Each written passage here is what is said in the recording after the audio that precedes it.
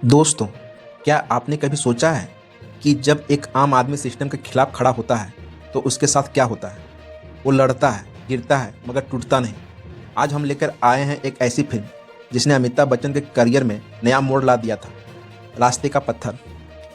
ये एक ऐसी कहानी जिसमें प्यार है, धोखा है, बदला है और समाज की सच्चाई का आईना भी। तो चलिए दोस्तों, तैयार हो जाइए एक मसालेदार थ्रिल और सस्पेंस से भरे सफर पर, जहां हर सीन में छुपा है एक ट्विस्ट। साल था 1972। डायरेक्टर मुकुल दत्त लेकर आए थे एक अलग तरह की कहानी, रास्ते का पत्थर। इस फिल्म में थे अमिताभ बच्चन, शत्रुघ्न सिन्हा और नीता ख्यानी। संगीत दिया था लक्ष्मीकांत प्यारेलाल ने और गाने लिखे थे मजहूर सुल्तानपुरी ने। ये वो दौर था जब अमिताभ बच्चन अभी सुपरस्टार नहीं बने थे, लेकिन उनकी आंखों में उस एंग्री यंग की चमक दिखाई देने लगी थी और रास्ते का पत्थर ने उस आग को पहली बार पर्दे पर जगमगाया था। कहानी शुरू होती है अजय शर्मा अर्थात अमिताभ बच्चन से, एक ईमानदार, मेहनती और सीधा साधा आदमी जो एक एडवर्टाइजिंग कंपनी में काम करता है। अजय के सपने बड़े हैं, लेकिन जिंदगी उसके रास्ते में हर वक्त एक नया पत्थर रख देती है। ऑफिस में उसके आइडिया को लोग चुरा लेते हैं, मेहनत का क्रेडिट कोई और ले जाता है और जब अजय अपना हक मांगता है तो उसे ओवर स्मार्ट एम्प्लॉय कहकर चुप करा दिया जाता है। धीरे धीरे अजय के अंदर गुस्सा, दर्द और बगावत उबलने लगती है। वो सोचता है, क्या ईमानदारी की कोई कीमत नहीं? कहानी में आता है नया मोड़ जब अजय की जिंदगी में आता है रमेश अर्थात शत्रुघ्न सिन्हा। पहली नज़र में रमेश एक सच्चा दोस्त लगता है, स्टाइलिश, स्मार्ट और बातों का धनी। लेकिन फिल्म जैसे जैसे आगे बढ़ती है, असलियत सामने आती है। रमेश वो इंसान है जो दोस्ती के नाम पर धोखा देता है। एक दिन अजय का एक शानदार एड कैंपेन रमेश चुरा लेता है और बॉस के सामने उसे अपने नाम से पेश कर देता है। अजय हैरान रह जाता है, पर सिस्टम उसके खिलाफ खड़ा हो जाता है। यहीं से कहानी में सस्पेंस बढ़ता है। अब अजय क्या करेगा? इस तनाव भरी जिंदगी में आता है प्यार का नया रंग। अजय की मुलाकात होती है नीता अर्थात नीता ख्यानी से, एक खूबसूरत, समझदार और मॉडर्न सोच वाली लड़की। नीता अजय को हिम्मत देती है, उसके दर्द को समझती है। दोनों के बीच धीरे धीरे पनपता है एक सच्चा रिश्ता।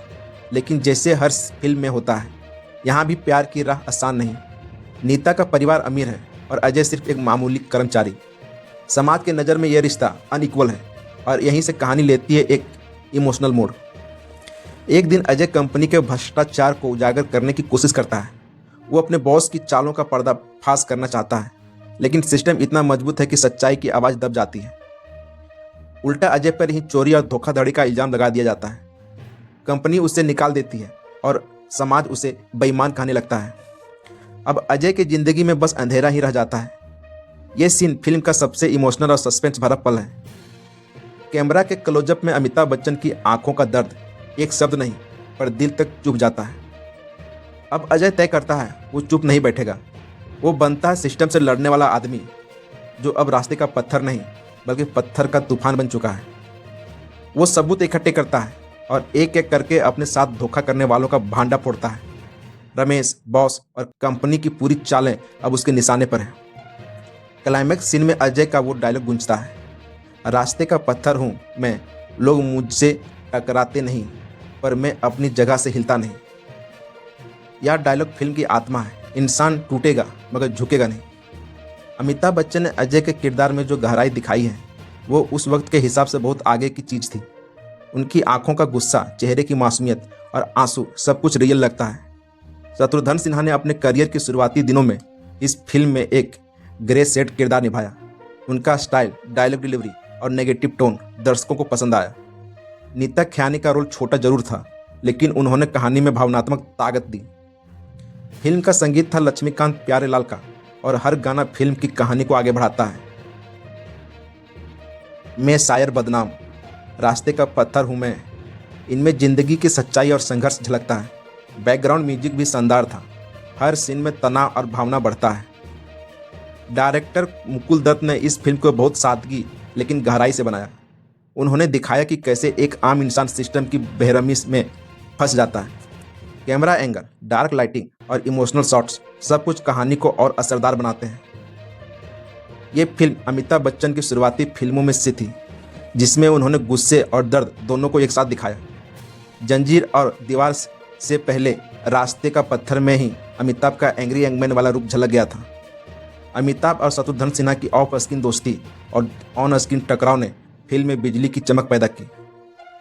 फिल्म का टाइटल खुद एक रूपक है, एक ऐसे इंसान के लिए जो सबकी ठोकरें खाकर भी अपनी जगह से नहीं हिलता।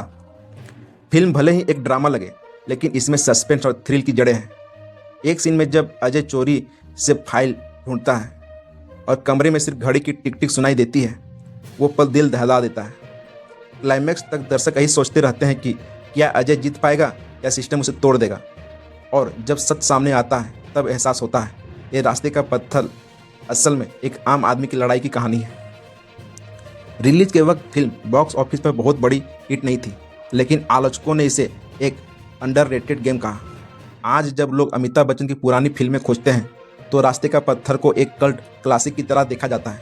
ये फिल्म बताती है कि कैसे ईमानदारी और आत्मसम्मान किसी भी मुश्किल से बड़ा हथियार है। दोस्तों, अगर आप भी अमिताभ बच्चन के ऐसे किरदार देखना चाहते हैं तो आम आदमी की ताकत को दिखाते हैं, तो रास्ते का पत्थर जरूर देखिए। अगर आपको हमारा ये थ्रिल अंदाज वाला रिव्यू पसंद आया हो तो वीडियो को लाइक करें, कमेंट में बताइए कि अमिताभ की आपकी पसंदीदा फिल्में कौन सी हैं, और चैनल को सब्सक्राइब करना ना भूलें।